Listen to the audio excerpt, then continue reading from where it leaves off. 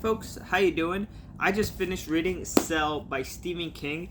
This is the fourth book I finished reading this year. So earlier this year, I read Everything's Eventual by Stephen King. I read Imposter No More by Jill Stoddard, and this is, I think, the third book. My cat's playing with aluminum foil.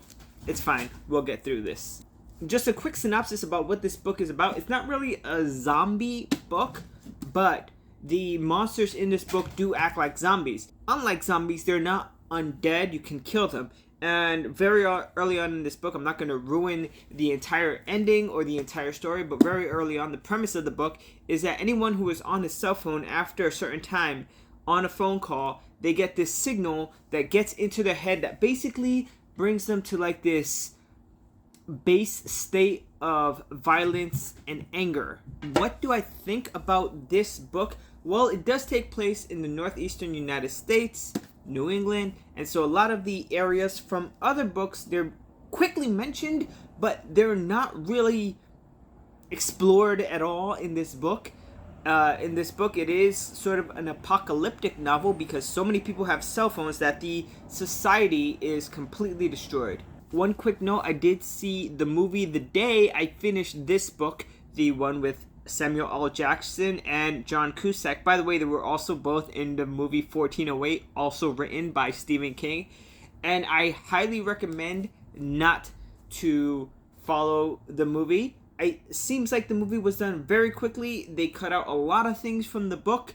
A lot of the explanations from the book were cut out, and the ending was changed drastically. This book, the way this one ends, after seeing the movie, I don't know if I believe the ending in this book either. So I'm not going to say anything else about that aspect. To be honest, I love most of Stephen King's short story work, and this one is not really my top rated like Stephen King book. It seems like a lot of what he was saying about computer systems and viruses and things like that there, and worms, computer worms, are a bit like outdated, and the ideas about the human psyche as well seemed a bit strange and outdated in this book. And also the things that specific characters knew, the way the kid knew about computer programming and viruses, and he's just like a middle school kid or something.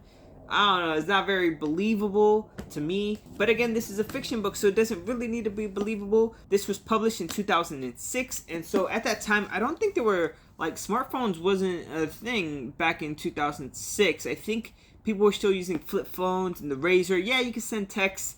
Maybe you could search the internet. It's a bit slow, but it's not like the way it is today. So the cell phones that they talk about in this book were a very different breed. Another thing I'd like to mention about this book that seemed to me a bit strange is that they never figured out who put out the signal, why the signal was put out, anything like that. I would like to see in the future, when I read more Stephen King, if there's any short stories about how the signal was put out, why was it put out. This story left a lot of things, a lot of questions left unanswered. Although if you like the idea of a bunch of zombie-like beings, they're called phoners in the book, but they can be killed. They're not like zombies where if you shoot one in the head or, you can kill them. It's not like they're the undead walking, they're just going to get up again. They do have an expiration date. They do succumb to, it seems like, infection and disease and rotting. I gotta say, for what this book was written for, an escape from reality, it was a great way to just escape from reality, go to a different place, imagine a signal that can change the way people think. In the most basic nature, a signal that can wipe out a person's memories, their brain, and everything they learn, all their civilized stuff. That is very interesting as a concept. So there you go, Cell by Stephen King. The very next book I'm reading, and I'm actually pretty far through it, is Buddhism, a very short introduction by Damien Keown. After reading about half of this book, where I'm at now, I actually have more of an appreciation of this constantly evolving religion that I didn't really know much about. I mean, I knew about the symbolism of Buddha. Like if I saw one of the Buddha statues, I say that's Buddha. I know about the ideas of karma, but that is a conversation for another video when I'm done with Buddhism. And if you're interested in reading along with me, please feel free to join my Discord. Every time I read a new book, there's a section on my Discord called Book Club, And I always put, what book I'm reading and how you can obtain this book if you want to read it with me. I hope to bring you guys more videos when I do these book type videos, when I do unboxings, when I do gaming type videos. I know I haven't been streaming a lot. I'm sorry.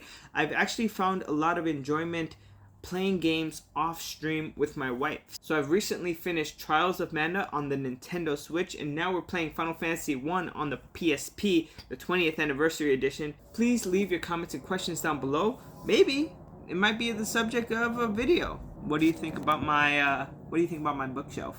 Looks pretty cool, huh? I think my beach suit needs to be turned. I gotta go, guys. Ciao.